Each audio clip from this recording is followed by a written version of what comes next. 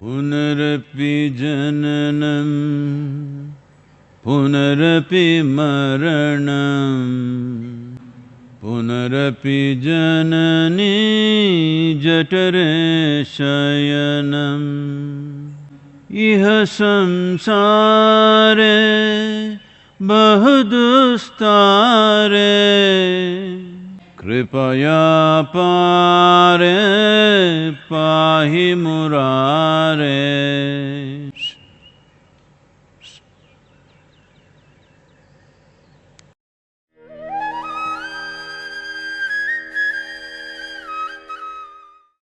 Namaskar, Guruji. I have a very small question, sir. Questions are like that only.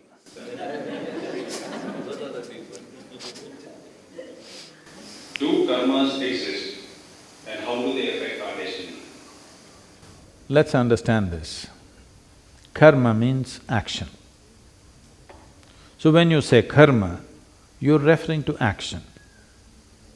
There are four types of actions that you're performing right now as you sit here. Your body is doing something, physical action. Your mind is doing something, mental action. Your emotions are doing something, emotional action. Your energies are doing something, energy action.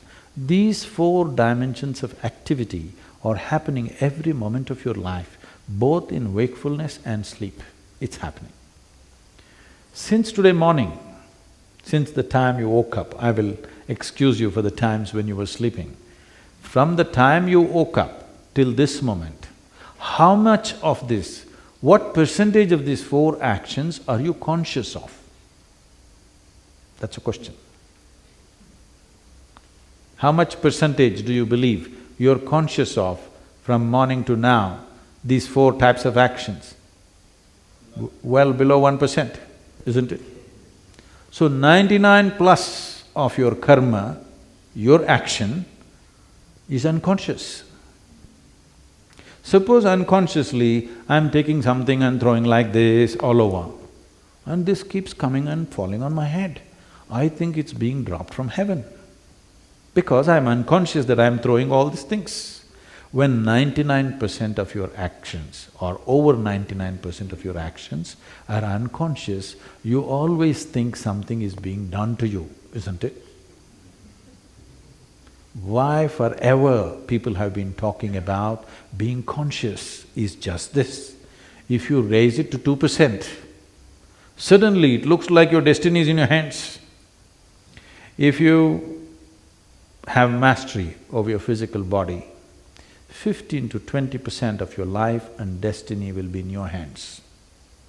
If you have mastery over your mind, 50 to 60% of your life and destiny is in your hands. If you have mastery over your life energies, 100% of life and destiny is in your hands. Now your intelligence or your mind structure finds expression in many ways. I know in English language, if you say mind, one word, it's supposed to cover everything. In the yogic way of looking at things, we look at human mind as 16 parts. Right now I won't go into the 16, we will make it into 4 segments. The 4 segments are called buddhi, ahankara, manas and chitta. Buddhi means the intellect. Intellect is a sharp knife.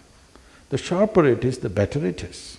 So the way of the intellect is, it has to dissect everything to know anything. This is the nature of the intellect.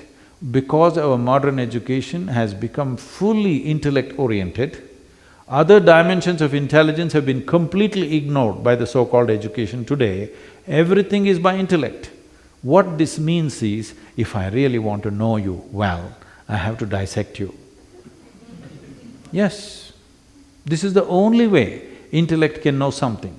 See, if you give this beautiful flower to a scientist, what he will do is he will rip it apart into many pieces and tell you many things about this flower. Only thing is, he will not experience the flower the way it is, for what it is. He does not know what a bee knows, but he knows many other things, because this is the nature of the intellect. If you really love somebody, you must dissect them, you get me? I'm telling you, that is the way we are going right now. Our entire education system, our cultures are becoming intellectual. When it becomes intellectual, whatever is given to you, helplessly you will dissect it. This is why people are having such problems with human relationships, because if you dissect and look at anybody, nobody seems okay, including yourself. Yes, if you include them, if you embrace them, you may know some beauty about who they are. But if you dissect them, everybody is ugly.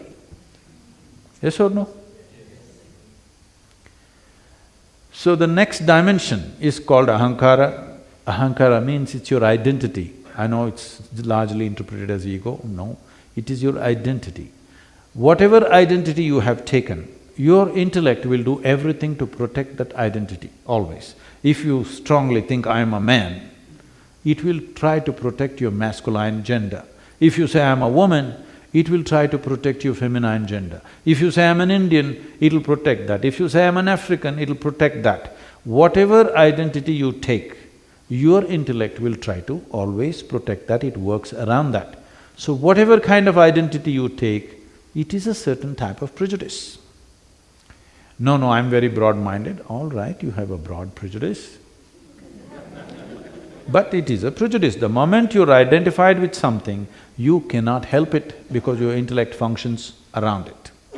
The next dimension of the intelligence is called manas. Manas means it's a huge silo of memory.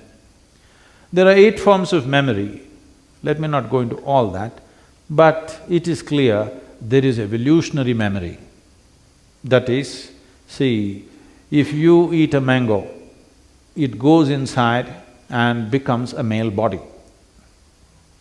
If a cow eats a mango, it goes inside the cow and becomes a cow's body. This is because there is a certain type of evolutionary memory in you. If this memory was not strong, suddenly you ate a mango and you could become a monkey one day.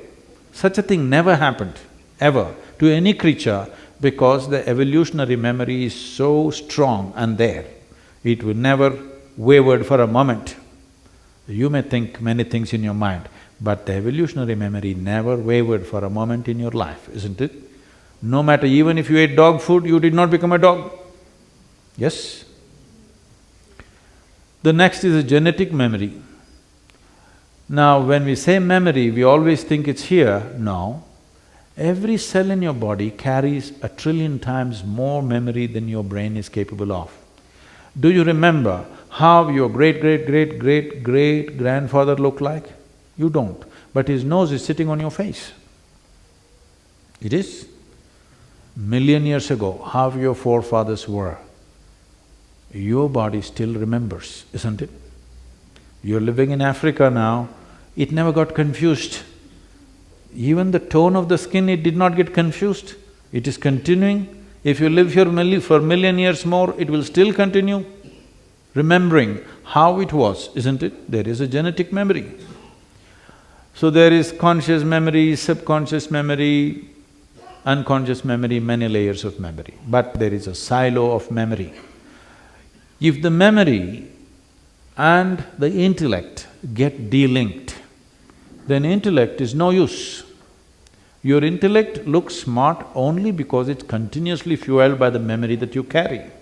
So today, being smart means, you know what, when you go to the next dinner party, you know what you do? This is what everybody is doing these days, they'll open up the internet. Do you understand? They'll Google it out and see Galaxy Z65. Some detail about Galaxy Z65, nobody knows whether it really exists or not, some detail about it. Like what is the distance, how many million light years is it? And when you're in the dinner party, just casually throw it out. You know Galaxy Z65? Yes, people are looking smart like this only every day. So without memory, your intellect is no use.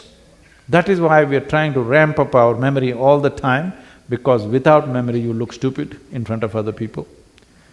But there's another dimension of intelligence called chitta, which is unsullied by memory. There's no iota of memory in it, it's pure intelligence. Now, What is memory means is, all your boundaries are set by your memory. Please understand this. You say, this is my country. How? You have fixed your memory like this. You say, this is my body.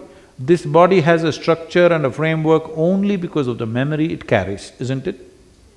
Yes or no? You understand what I'm saying? Right now it's taking this human form. Whatever food we put in, it's taking this human form because it has a certain type of memory. Never it's going to become like an elephant. You can try, but people try, but it doesn't work because there is a proper structure or boundary of memory. Your ideas of every kind of boundary is only fixed by the memory that you carry. But there is an intelligence within you where there is no memory. If you touch that dimension of intelligence, then this longing to expand will disappear in you because you found unbridled access to the cosmos.